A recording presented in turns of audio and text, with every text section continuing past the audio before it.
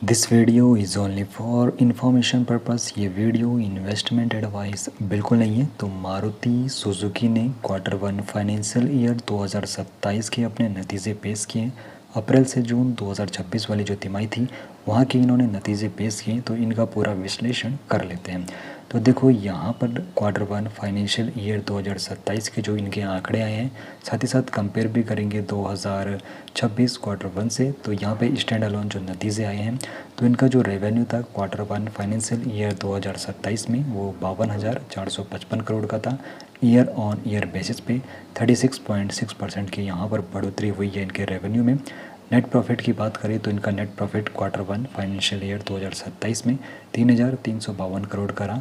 यहाँ पर गिरावट देखने को मिली है। ईयर ऑन ईयर बेसिस पे 9.65% की गिरावट देखने को मिली है।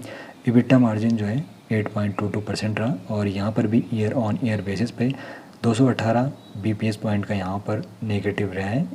और यहाँ पे कुल जो सेल्स थी तो 6,82,724 यूनिट इनकी बिकी है क्वार्टर 1 फाइनेंशियल ईयर 2027 में। ईयर ऑन ईयर यहाँ पर 29.3% की बढ़ोतरी देखने को मिली है। ऑपरेटिंग इबिटा जो इनका है 4,311 करोड़ रहा, और जो पिछले साल था उससे करीब ही 7.9% ज़्यादा था। लेकिन मार्जिन में गिरावट के कारण जो इनका मुनाफा है वहाँ पर गिरावट देखने को मिली है। अब इनका रेवेन्यू आखिर बढ़ा क्यों है, और year on year revenue growth जो है 36.6% की रही। तो रेवेन्यू 38,593 करोड़ जो कि क्वार्टर 1 फाइनेंशियल ईयर 2026 में था, वहाँ पर से अब क्वार्टर 1 फाइनेंशियल ईयर 2027 में ये बढ़कर 52,455 करोड़ रहा।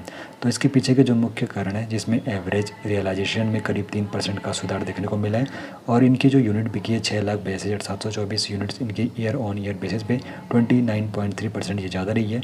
और एक्सपोर्ट सेल्स में भी करीब 22% की ग्रोथ देखने को मिली है, जिससे इनका रेवेन्यू बढ़ा है। अब देखो यहाँ पर इनका आखिर मुनाफा क्यों घटा है, तो रिकॉर्ड सेल्स के बावजूद नेट प्रॉफिट में 9.65% की गिरावट आई है। इसके पीछे का जो कारण है, कमोडिटी की लागत बढ़ी है। स्टील, एल्युमिनियम और कॉपर की कीमतों में बढ़ोतरी से इनपुट कॉस्ट इनका बढ़ा है, और यहाँ पे विदेशी मुद्रा में उतार चढ़ाव का मार्जिन पर असर देखने को मिला है।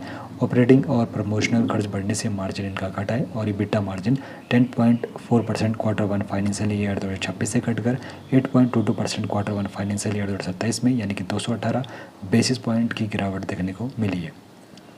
अब यहाँ पर जो मुख्य अहम बातें सामने आई है, जहाँ पर SMGPL का विलय पूरा हो चुका है, यानी कि Suzuki motor Gujarat private limited की मारुति सुजुकी में अमलकमीशन प्रोसेस पूरी हो चुकी है, जो 1 दिसंबर 2025 से प्रभावी है, और इस वजह से पिछले साल के आंकड़ों को भी रिस्टेट यहाँ पे किया गया है।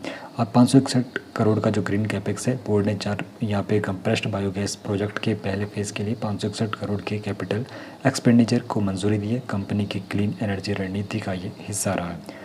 अब यहाँ पर निवेशकों के लिए क्या मायने रखता है, तो मारुति सुजुकी की वॉल्यूम लीडरशिप और मार्केट शेयर मजबूत बना हुआ है, लेकिन मार्जिन प्रेशर आने वाली तिमाहियों में भी एक बड़ा फैक्टर रह सकता है।